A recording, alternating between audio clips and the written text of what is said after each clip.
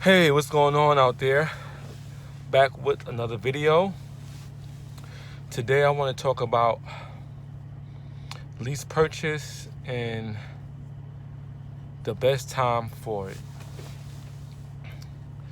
Now, with everything out here is based on timing.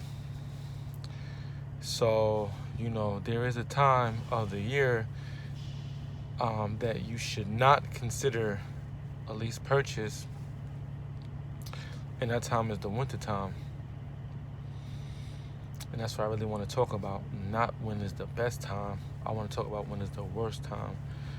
If you can avoid it, do not go for the winter time. So this is just a little brief update on my time out here as a lease to buy. And as it's obviously it's winter time now, I just figured I'd shoot a video with a few things that I thought about as far as the winter time and people actually trying to come out here and get started. Now I know there's gonna be two type of people that's gonna come out here to get started.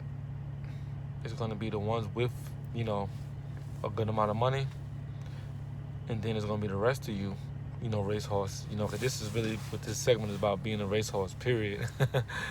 But it's so I know it's gonna be the majority of y'all, so I'm really speaking to y'all. But it's the guys that don't have as much money, and what leads most people to come out here like a racehorse would is because they seen a price tag of what it means to be an owner operator, and they want to fly to it, and they're not realizing that it's the gross that the number you're seeing is the gross number. So the liability brings that number down tremendously. So you got to be careful when it comes to being a lease to buy owner operator. You going to the using your credit, getting a monthly payment. It all ranges the same. If you're getting an older truck, a newer truck, you're gonna need some type of operational money. So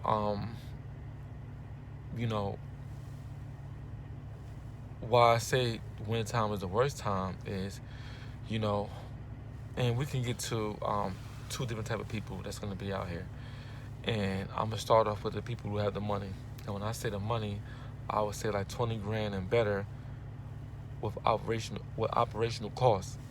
Okay, so you guys that come out here, you're thinking, well, I got good money, leverage money to just sit back. If you want to talk about just being an investor, period, and separate the investor from the truck driver. If you're a great investor, you want to see the maximum of your investment, and you want to see it as fast as you can see it. So let's say you invest in the truck, and it's paid for. Let's say it's paid for, and you have your 20 grand, to get started. If you buy an older truck, you're probably gonna have a lot of maintenance that you're gonna have to do for your truck, that you're gonna have to invest in for your truck to be operational and to produce the loads that need to pick up and drop off. So if you're dealing with the wintertime, you're gonna have to deal with, driving carefully through the snow. So you gotta, drive through states at a, real slow speed, sometimes maybe 35 miles an hour. And it might cost you to have to extend your delivery date or your pickup date, which is gonna get you less loads during the week, so you're not gonna make as much money. So it's not really in your best interest to really come out here during the winter time, opposed to during when the winter is over, springtime or summertime, where you have the open roads to run and you can have, less obstacles in your way, opposed to the wintertime. Now, for you dudes that come out here with no money, I mean, it's pretty much the same thing.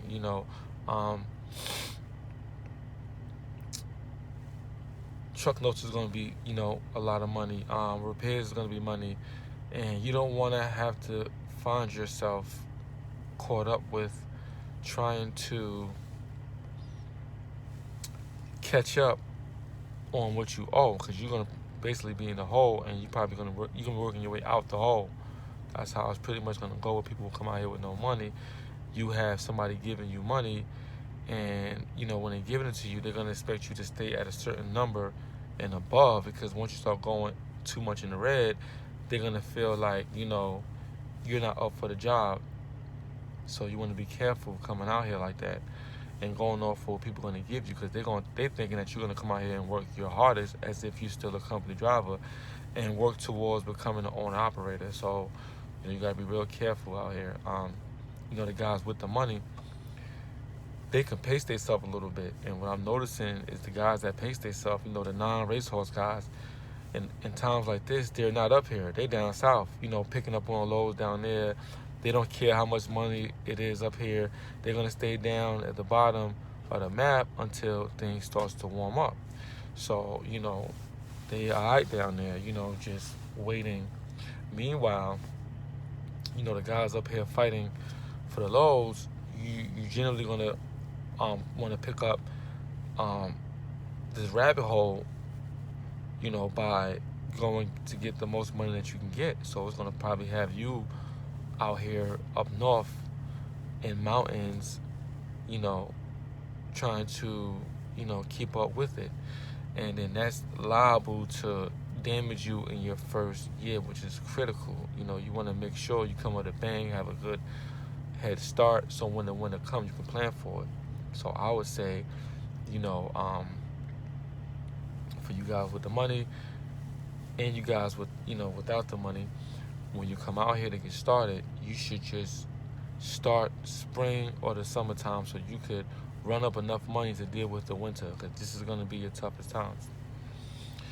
Now, come on, I understand that everybody can't wait. Some people, when their time comes, it's going to be the winter time.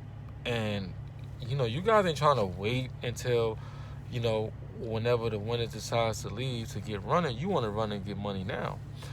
So, for you guys out here, this is for you, okay? You guys are just destined to come out here. Just know that time is going to be up, and it's going to be better during the summertime, but you got to stick through the winter. You got to plan for everything you do. Make sure you watching the ground. Make sure, you're not rushing to an icy area where it's too late to start applying your brakes. You want to start heading up north with more caution, because the road's not going to be as clear as it is in the south the more you start going north. So you got to be careful. Some of this stuff is drivable. You can drive over it. It's just snow on the floor, but sometimes it's ice underneath it, so you want to touch your brake a couple times, see where you at before you start, hitting high speeds and thinking that you're good. You want to make sure you got good tires on your truck. Okay, get them fresh tires, a good tread on it, get them sets every winter time, when it looks like it's time. That's your best time to really get it, because you pretty much gonna get your investment back if you did driving in the snow. Now, if you're driving down south, hey, you guys, I'm not even talking to you. But up here, up north, and you catching loads up here, make sure that you're getting yourself a good pair of tires that's gonna grip these roads. Because you're gonna have a good time out here with this winter. You got to be careful. You got drivers out here that's driving fast that's coming up on you, so you got to know how to stay clear of that. Even though you're staying safe, you got to make sure that you're not parked into hazardous places, running next to hazardous people, being careful when you're on the highway, utilizing your lights, keeping your windows clear all the time, because they accumulate, dirt or whatever have you. So, yeah.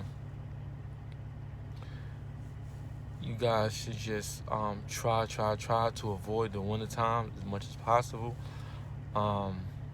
If you can't, learn the rules. I had a whole segment about the winter time. There's a whole bunch of videos out here dedicated to that. You have a whole section in the manual for that. So, again, pick and choose your battles wisely and know what you're up against if you have to come out here and face the beast. Okay? Well, that's my time. If anything I left out, anything you want to know about, feel free to leave a comment, and I'll get back to you as soon as I possibly can. Until then, next time, peace.